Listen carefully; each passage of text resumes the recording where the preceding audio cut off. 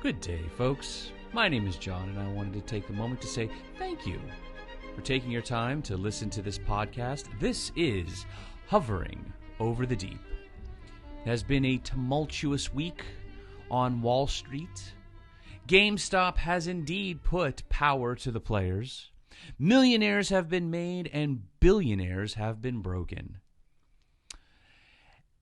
And I don't want to spend the entire time talking about Wall Street and game stonks, to the moon, and whatever fun phrases have come out of all of this. Instead, I'd like to talk about what it means to suddenly have wealth thrust upon you. I am reminded of a song from a movie, stage play that I enjoy greatly. Used to watch this as a child many times over. It was from Fiddler on the Roof. And Fiddler on the Roof is a fantastic movie and play, if you ever had the opportunity to see it. Talks about many things from the perspective of a poor dairy farmer by the name of Tevye. Tevye is seeing life just before the Bolshevik Revolution, before Marxism gripped its ugly hand around the throats of Russia. And we saw a man dreaming and hoping for the future, trying to do his duty, live and survive and thrive in this small village with his 5 daughters and his wife, Golda. Golda. I love the way he said that. It was wonderful. Golda, do you love me? His one daughter meets a poor tailor. His other daughter meets a revolutionary. And his other daughter just ups and gets married. And then he's got 2 left, and well, that's the end of that.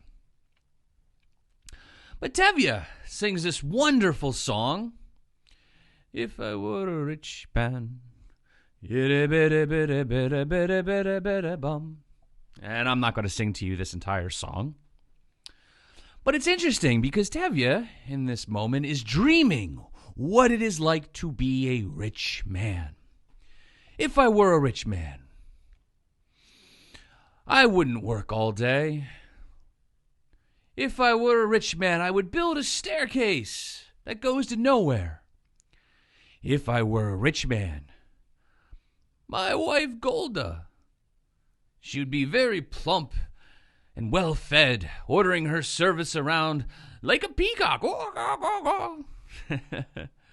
It's a great, great story.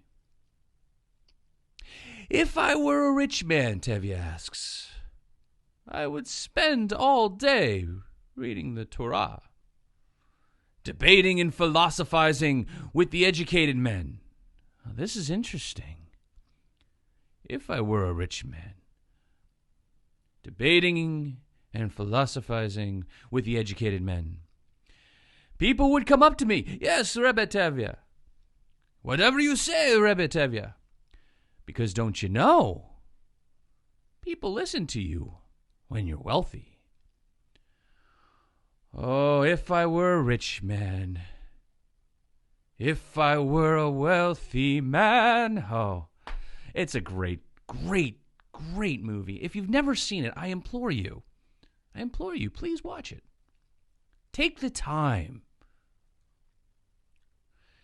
But you know, I was always struck by Tevye and his dreams, because he kept coming back to this idea, and what would I do if I were rich?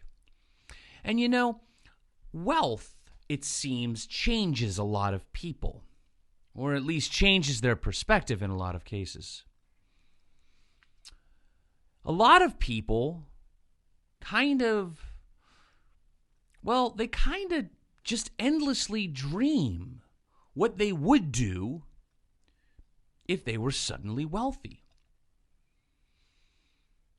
And more often than not, they talk about things that they would buy and houses that they would build, fill their houses with superfluous things that they really just don't use anyways, but suddenly they would have the opportunity to use these things that they otherwise normally wouldn't be using.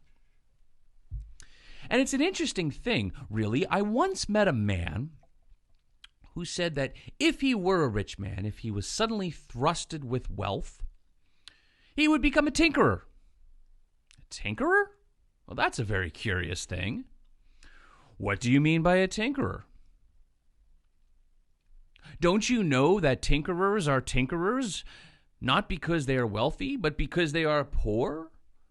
They are inherently curious with the world. They are curious with the machinations and throwaway items.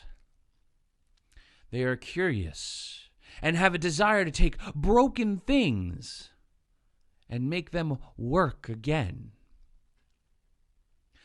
The tinkerer's tools of trade are simple. A screwdriver. Anybody can get a screwdriver or a screwdriver set for a small fee. Could actually buy a nice little micro screwdriver set from Lowe's Depot, Amazon, wherever you'd like. There's no reason why you can't tinker right now. What is preventing you from tinkering? I wondered. If I were a rich man, I would be a tinkerer. Well, what, my friend, is preventing you from tinkering now? Is there some reason that you're not? Oh, because you have an idea. You have a dream of what it is to be a tinkerer, but you do not have the actual practical understanding of what it means to be a tinkerer. People are always dreaming as to what they would do, but very rarely do you ever hear anybody talk about what they are doing and what they would be doing more of. Now, let me explain to you what I mean. Let's use a few archetypes, for example. Let's use a few examples. I am going to pick Elon Musk, Steve Jobs, Joel Zimmerman, also known as Dead Mouse. It's a synthesizer thing. Trent Reznor, why not? We'll throw him in there. And you know what's astounding about all of these men that I'm thinking of off the top of my head? And you know what? Let's be fair. We'll get Martha Stewart in there as well. She's done very well for herself. You know what's really astounding about all of these men and women is that long before they were ever wealthy, long before they ever had two nickels to rub together, long before they had their mansions in the Hollywood Hills and their television shows and making pot brownies with Snoop Dogg, they were just people who were passionate about the things that they did. You know, I could speak on Trent Reznor and Joel Zimmerman beforehand, before we talk about the other three. You know, long before Joel Zimmerman was Dead Mouse, he was the Dead Mouse Kid on IRC who was learning how to code and make music, probably with whatever program he could hack together or acquire. He was making music long before the multi-million-dollar stage production. It just so happened that Joel was very good at what he did, and people liked what he did. But to this day, with all of his millions, Joel still spends many hours in front of a computer coming up with new songs, coming up with new animations and new stage productions. Trent Reznor, for example, he's another one. Long before he was 9 Inch Nails, he was just this keyboard player in Option 30, working to save money for the next Moog synthesizer. Actually, I believe his grandparents bought him the first Moog synthesizer, but he earned that money by doing chores and working for his family. That was still a great deal of money back then, as it is today. But long before he was Trent Reznor, he still had a love and a passion for playing piano and making music and performing music. It's who he was. It's what he did. And of course, because he was very good at what he did, the same way with Joel Zimmerman, he became a name, and then he got more money, more wealth. And what did he do with that wealth and money? Well, he bought more synthesizers. He continued to do more of that which he was already passionate about doing. Fascinating, isn't it? It was not the wealth that defined these people. In fact, what defined them were their accomplishments of what they did when they had little and how they made it grow. Just recently, with an interview I watched with Henry Rollins, he once said that when he was younger, he learned the importance of discipline and doing. I'm going to skip over a great many things he said in this particular interview for time, but he said something interesting. I would read a book, and then I would put that book down and say, I read a book, I'm going to read another book. I made a movie, I'm going to make another movie. I wrote an album, I'm going to write another album. And he would do this because he learned the discipline and he had the passion of doing these things, of expressing himself in these mediums. Elon Musk, famously known today for SpaceX, and upon recording of this podcast, a rocket just blew up. And that's okay. It's part of the journey. It's part of the learning. Before he was known for Tesla, he was getting showers in the YMCA. He was learning how to code. I believe it was with Peter Thiel. X.com, I believe it was called. And then I believe it was PayPal. Online transactions. He was doing these things long before the dot-com bubble. Long before you made $2.5 billion for selling a Minecraft to Microsoft or $1 billion to selling a WhatsApp to Facebook. He's doing it because he loved to do it. He loves learning. He loves dreaming. He wants to explore and be ambitious and follow in the footsteps of his heroes. He happens to be good at it. The wealth happened to be a reward in a sense, which, by the way, wealth is not the only objective measure for the rewards of success. Some of the most successful people in the world died penniless, yet they left their mark. They left their mark and never had a dime to show for it. Steve Jobs once said, before he died, in regards to Bill Gates and who's got more money, he said something along the lines of, Bill and I are not in a competition to be the richest man in the cemetery. Both of these men did, and were doing long before Apple and Microsoft were Fortune 500 companies. In fact, Steve Jobs, in another interview, once said, one of the reasons that he had such a fall from grace from Apple the first time around, when he was usurped and fired, was because he had suddenly become more interested in making money than making good products and changing the world as he once intended to do. And so he lost sight and focus. But you see, Steve Jobs was slinging circuit boards with Wozniak, mostly, in his parents' garage long before he was a multimillionaire. And to be sure, some people inherit wealth, and that's fine. Some people win wealth, and that's fine. And some people just happen to bet well on the stock market, as we have seen this past week. And there is nothing wrong with wealth. The problem turns out to be is, what do you do with the wealth that you have? And are you just endlessly chasing wealth and using your lack of wealth as a justification as why you do not do? And that is why some of the wealthiest men and women in this world understand a simple thing. Wealth is just a resource. Money is just a resource, no different than gold or silver or water or wheat. It is just a resource. It is a means to an end. It is not the end in and of itself. When I was younger and I had an interest in recording and an interest in synthesizers and making music electronically, much because I listened to Nine Inch Nails and Stabbing Westward and Gravity Kills and a few other industrial bands at the time, I wanted to learn how to make music electronically.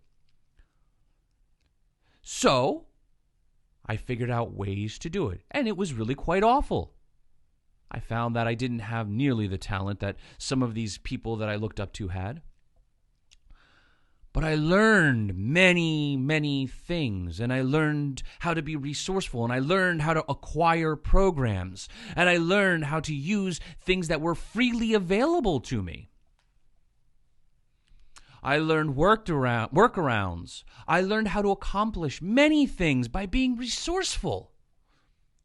And now that I'm older and I have a little bit of means, I am able to put together a collection. But there are far more talented people out there than me who can accomplish far more with much less than I can. So much for my acquisitions. And you see, today, with all of this new wealth flying around, you have all of these, how shall we say, well, overbloated consumers. People who have far more wealth at their disposal than actual sense with what to do with it.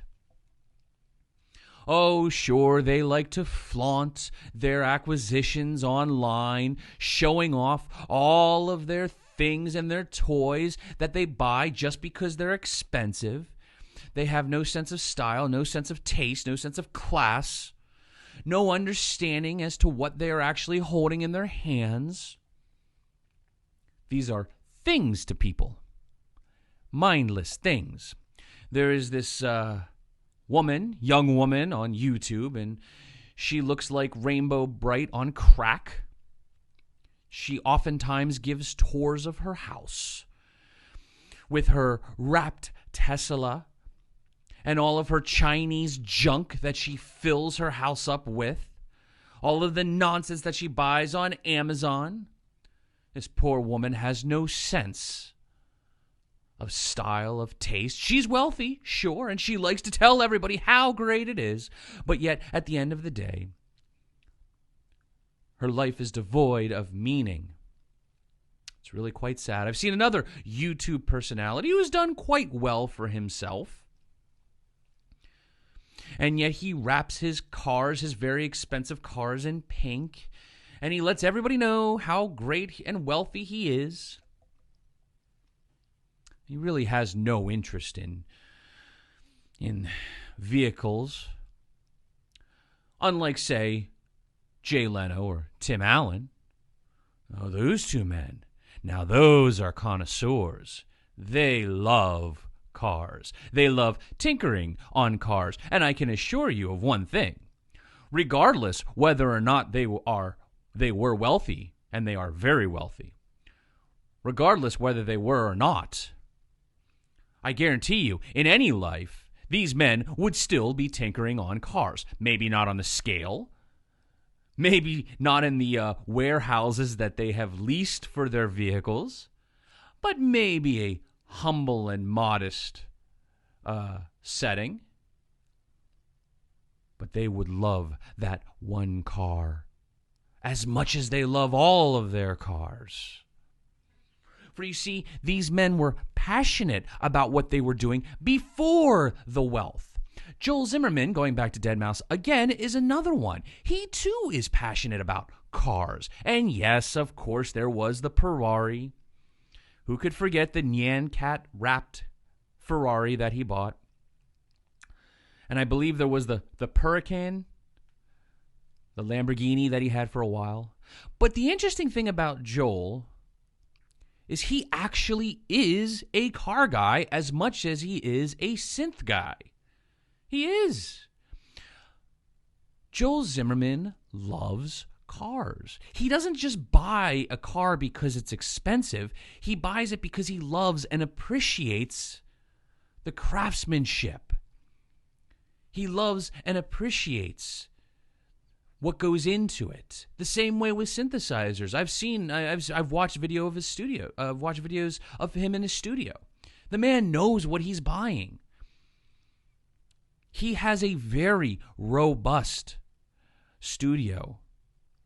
Why? Because he loves what he does. No, he does not need the entire system that he has. He doesn't need every synthesizer that he has. He could easily do everything that he's doing with the program, the application, the plugin that he co-developed, enables, and he could easily do this. He doesn't need to have, the whole ModCon modular system. He doesn't need that. But he does because he loves it. He is doing more of what he loves with the wealth that he has acquired. And that doesn't bother me one bit. But what does bother me are these people who have nothing but a love of money. And there was a wise fellow once by the name of Yeshua of Nazareth, God himself. He said, "For the love of money is the root of all sorts of evil." And why would he say that? Because it is another idol. It is another idol. When all you are doing is chasing wealth, you're never actually accomplishing anything. You're never actually satisfied. Your whole life's ambition is getting a bigger pile of dirt. And that, in and of itself, is a problem. Because you're not actually doing anything other than chasing wealth. You don't view it as a resource. You hoard it. It changes you. You think to yourself, man, if I were a rich man. Well, you do not need to be a rich man to read the Torah. You do not need to be a rich man to teach yourself philosophy. You do not need to be a rich man to argue with the academics. You just do these things. You do these things despite your wealth.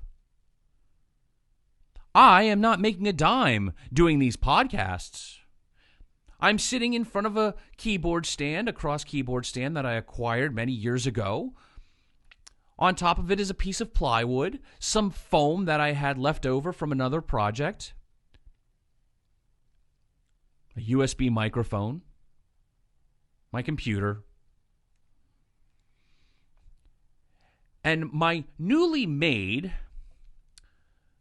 microphone filter.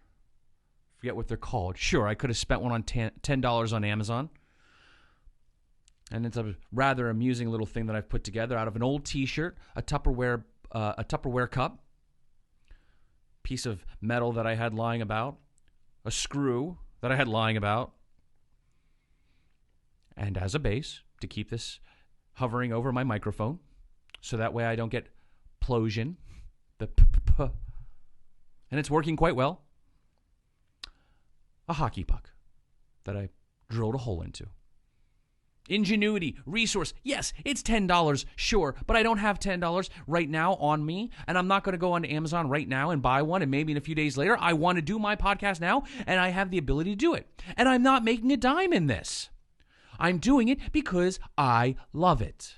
And I will continue to do it because I love it and I enjoy it. And that is what I am passionate about. I love sharing ideas. And I love learning ideas. I love hearing good speakers speak. I am inspired by them. And I hope you too are inspired by me. And that is why I say it is a humbling privilege to be inspired and to have someone be inspired by you. Humbling privileges abound. But I do not make any money off of this. In fact, I'm doing this at more of a cost than anything else. And I will continue to do so. Wealth or no wealth. It's about maximizing and prioritizing your time. It's about not investing your time and your efforts in frivolous ventures. I could either be sitting in front of my computer, lurking in the deepest, darkest areas of the web, amusing myself to death, or I could be engaging in my passions. What do I do with what I have?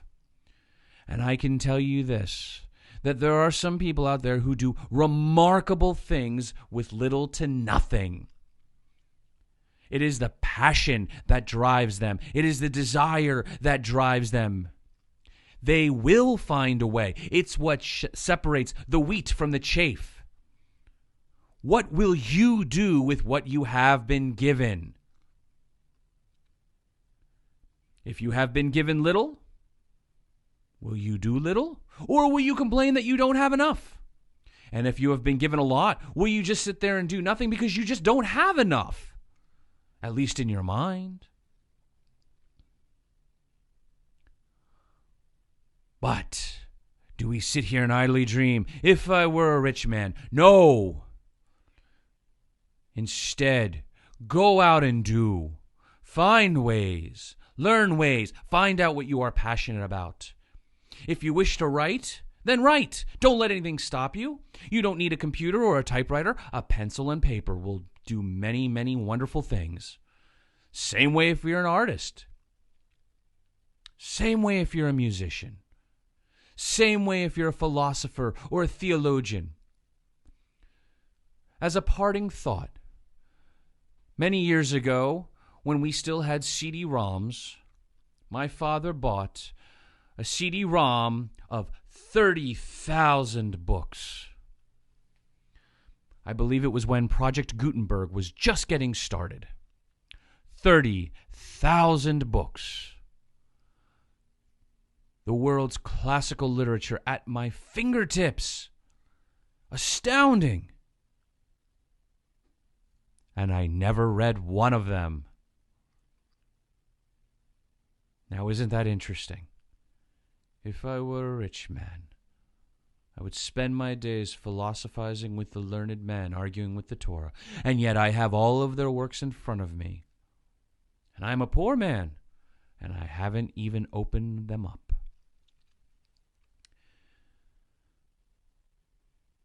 To be sure, wealth is useful. Wealth is a resource.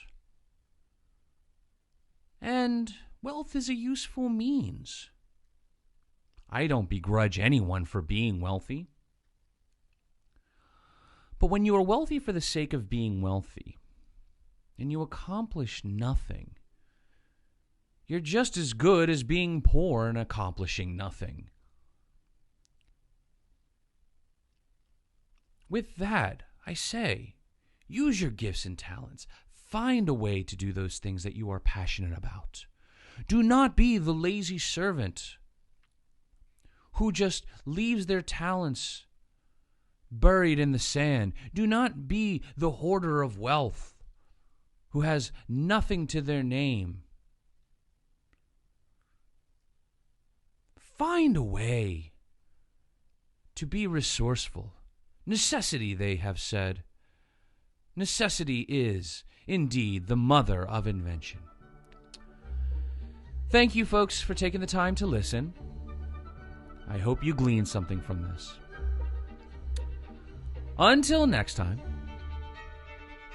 I bid you good day or good evening. But regardless the time of the day, in all things, God bless.